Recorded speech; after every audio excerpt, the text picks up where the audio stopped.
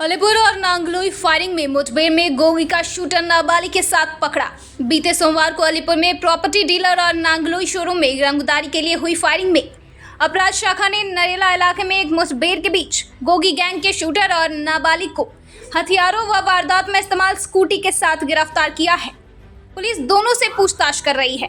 जानकारी के मुताबिक सोमवार को 2 जगह हुई फायरिंग के सीसीटीवी कैमरों को अपराध शाखा की टीम खंगाल रही थी। हमलावरों की पहचान बाद में कुख्यात गोगी गिरोह के सदस्यों के रूप में की गई, जो जबरन वसूली गतिविधियों में शामिल थे। अपराध शाखा की टीम ने सीसीटीवी फुटेज सहित तकनीकी और मैनुअल इनपुट का विश्लेषण किया, जिससे पता चला कि दोनों शूटिंग में एक ही व्यक्ति शामिल थे। जांच के बाद सूचना मिली कि 2 शूटर आकाश और हनी नरेला आएंगे। इस खुफिया जानकारी पर कार्रवाई करते हुए पुलिस टीम ने नरेला इलाके में रात 8:15 बजे घेराबंदी की। संदिग्धों को स्कूटी पर इंतजार करते देखा गया। पुलिस को देखकर संदिग्धों ने भागने का प्रयास किया। एक संदिग्ध ने बंदूक निकाली और अधिकारियों पर निशाना साधा, जिससे तत्काल प्रतिक्रिया हुई। खतरे के बावजूद हेड कांस्टेबल नरेंद्र ने बहादुरी से हथियारबंद संदिग्ध का सामना किया, जबकि एएसआई अजित और टीम ने दूसरे संदिग्ध को पकड़ लिया।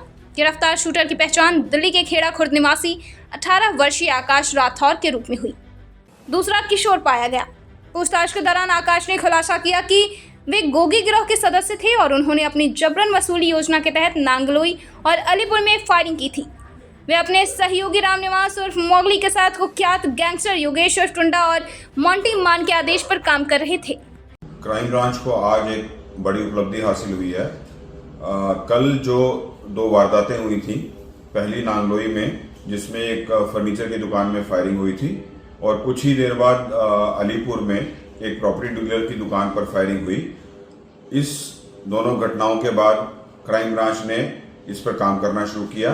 क्राइम ब्रांच की सारी टीमें जुट गईं और बहुत सारी इन्वेस्टिगेशंस के पहलू पे काम करना शुरू कर दिया।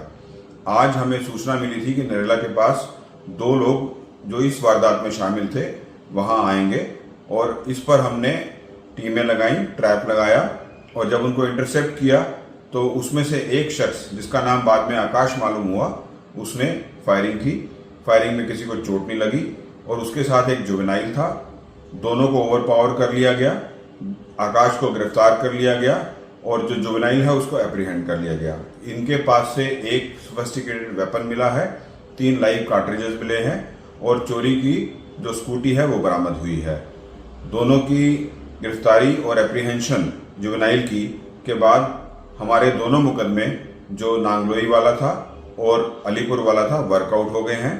इसके साथ इन्वेस्टिगेशन जारी है, पूछताछ की जा रही है, इनके लिंक्स को चेक किया जा रहा है, और बाकी चेन जो है उसको